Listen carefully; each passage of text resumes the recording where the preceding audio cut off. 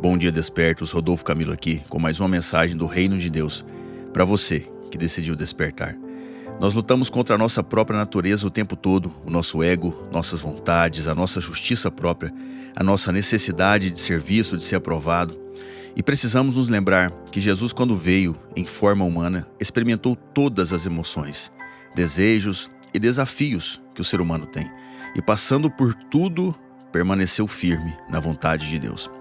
Ele não procurou a sua própria honra, pelo contrário, nos mostrou que a honra verdadeira está em fazer a vontade do Pai. E que quanto mais fazemos a vontade do Pai, de Deus, mais perto do céu estamos. E quanto mais perto do céu estamos, mais unção carregamos. E hoje eu quero falar com você exatamente sobre isso. Mais perto do céu. Mais perto do céu nós precisamos estar todos os dias, amém? E a primeira chave que eu quero deixar no seu coração é: a unção beneficia quem não a despreza. A unção beneficia quem não a despreza. Mateus capítulo 13, versos 53 e 58 diz: Quando Jesus acabou de contar essas parábolas, retirou-se dali, e chegando à sua terra, ensinava-os na sinagoga, de modo que se maravilhavam e diziam: De onde lhe vem tanta sabedoria e estes poderes miraculosos? Não é este o filho do carpinteiro? A sua mãe não se chama Maria e os seus irmãos não são Tiago, José, Simão e Judas? Todas as suas irmãs não vivem entre nós? Então de onde lhe vem tudo isso? E escandalizavam-se por causa dele. Jesus, porém, lhes disse: Nenhum profeta é desprezado, a não ser na sua terra e na sua casa. E não fez ali muitos milagres, por causa da incredulidade deles. Veja, Jesus fez inúmeros milagres, mas não conseguiu curar e salvar todos. Ele falhou? Com certeza não. Quem falhou foi quem olhou para ele e não conseguiu ver quem de fato estava ali. A Bíblia claramente diz que em sua própria terra ele não fez muitos milagres, tudo por causa da incredulidade deles. Uma pessoa incrédula é uma pessoa que não tem fé, que não acredita, que não dá crédito a algo que lhe está sendo ensinado, pregado. E muitas coisas tiram a fé das pessoas. Uma delas é o preconceito, que nada mais é que um conceito que foi formado anteriormente sobre algo. E para as pessoas de Nazaré, desse relato que estamos lendo, tinha um preconceito sobre Jesus. Para elas, Jesus era somente o filho do carpinteiro, era somente o filho do irmão José. Jesus era só o filho da irmã Maria. Todos conheciam. Mas veja com clareza o que a Bíblia diz. O povo daquela cidade se maravilhava com tanta sabedoria e poderes miraculosos. Ou seja, eles viram em Jesus sinais do céu. Você percebe isso? Eles conseguiram ver em Jesus algum poder. Mas os sinais da terra sobre a vida de Jesus falaram mais alto no coração de muitos ali. E por isso, eles não foram curados, sarados, alcançados. Eles viram os poderes de Jesus, mas o preconceito formado antes, aquele conceito formado antes sobre Jesus, falou mais alto em seus corações. Era somente o filho da irmã Maria. E até hoje, muitas pessoas não conseguem usufruir da unção de Deus, não conseguem se curar, se libertar, porque os sinais da terra ainda falam mais alto em seus corações. Isso nos ensina que, quanto mais olhamos para a terra, mais desprezamos o céu. Quanto mais a terra fala em nosso coração, menos voz o céu tem dentro de nós. Anota isso. Quanto mais olhamos para a terra, mais desprezamos o céu. Quanto mais a terra fala em nosso coração, menos voz o céu tem dentro de nós. E o céu deseja ter voz dentro do seu coração. O versículo que estamos lendo diz no final que Jesus não fez muitos milagres ali por causa da incredulidade daquele povo. Ou seja, o povo não conseguiu usufruir da unção que Jesus carregava. Ele tinha muito mais para fazer, mas aquele posicionamento errado limitou o agir de Jesus. Jesus não mudou. Ele podia ter mudado a realidade de muitos ali, mas eles desprezaram a unção. Então não despreze a unção de Deus.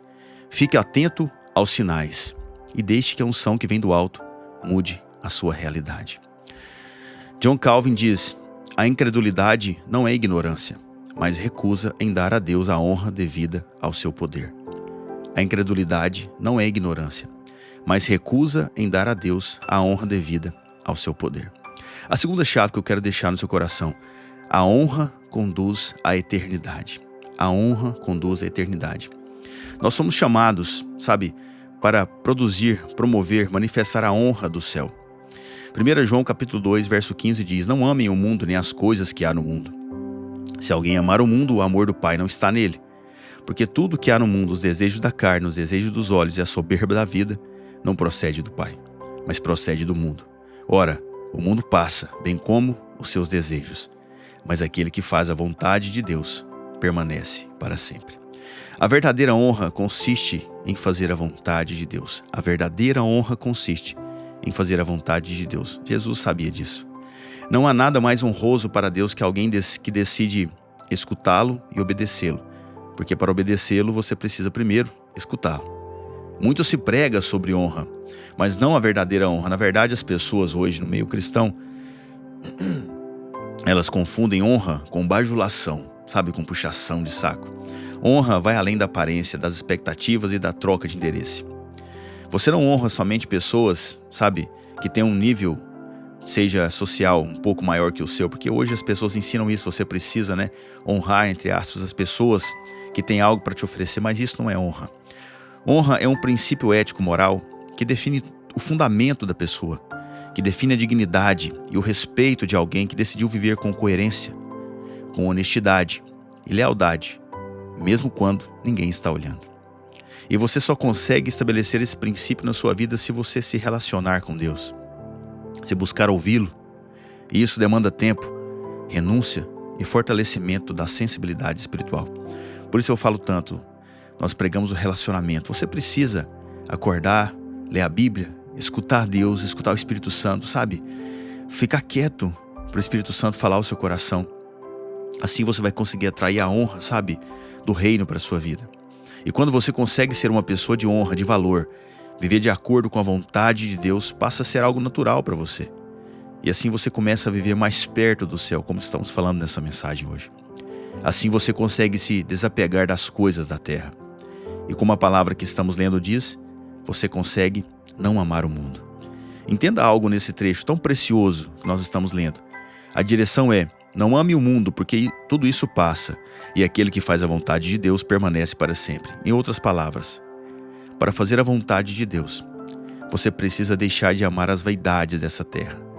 Para honrar a Deus, você vai ter que desprezar as coisas da terra.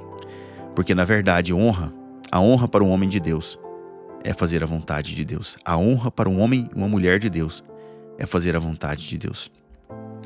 Oswald Chambers disse que a maior dignidade do homem é fazer sem hesitação aquilo que Deus lhe pede. E aí eu te pergunto, o que é que Deus está te pedindo hoje? O que é que o Espírito Santo está falando aí ao seu coração, que está queimando no seu coração e que você, quando começou a ouvir essa mensagem, falou mais alto, falou mais forte aí dentro? Deixa ele falar com você, porque a maior dignidade do homem é fazer sem hesitação aquilo que Deus lhe pede. Terceira e última chave para encerrarmos: dê a resposta certa quando Deus falar com você. Dê a resposta certa quando Deus falar com você. João capítulo 6, verso 66 diz: diante disso, muitos dos seus discípulos o abandonaram e já não andavam com ele. Então Jesus perguntou aos 12: será que vocês também querem se retirar? Simão Pedro respondeu: Senhor, para quem iremos? O Senhor tem as palavras da vida eterna, e nós temos crido e conhecido que o Senhor é o Santo de Deus. Para andar mais perto do céu, nós precisamos aprender a dar as respostas certas a Deus. A passagem que estamos lendo fala da reação de muitos discípulos após uma pregação, um discurso de Jesus, e na verdade muitos acharam esse discurso pesado e o abandonaram por conta desse discurso. Mas Jesus não estava preocupado com números, com multidão. Ele estava preocupado com a fundamentação correta da base, daquela minoria. Por isso, ele vira para os 12 e pergunta: vocês também querem se retirar?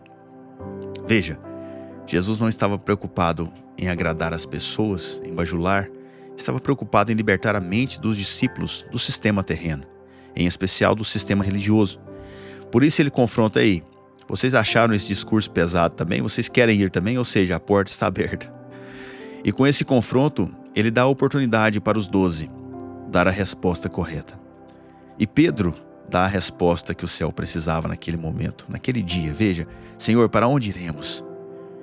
O Senhor tem as palavras de vida eterna, e nós temos crido e conhecido que o Senhor é o Santo de Deus. Veja, Pedro foi aquele que deu o passo à frente e falou: tu és o Messias, o Cristo, o Filho do Deus vivo. Quando Jesus perguntou: quem vocês dizem que eu sou? Aparentemente, Pedro era aquele da turma que tinha a boca na testa, sabe? Toda turma tem.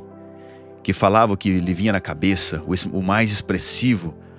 Mas veja, foi ele também que experimentou grandes coisas com Jesus. Andou sobre as águas, encheu sua rede de pescas de uma forma sobrenatural.